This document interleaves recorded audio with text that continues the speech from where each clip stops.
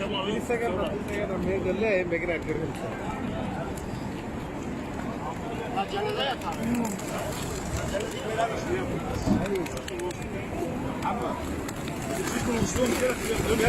ما في مشكلة ده هنا يصير. لا خلاص خليهم ياكلوا. حرام عليك.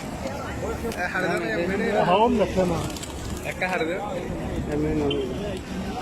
ده طلع ده دين. عامل ايه؟ شايف الحرام بيشرب ازاي ربع عايزين نوصي اي حد من هنا. ضمننا هذا شعب. اذا حد دي ايه؟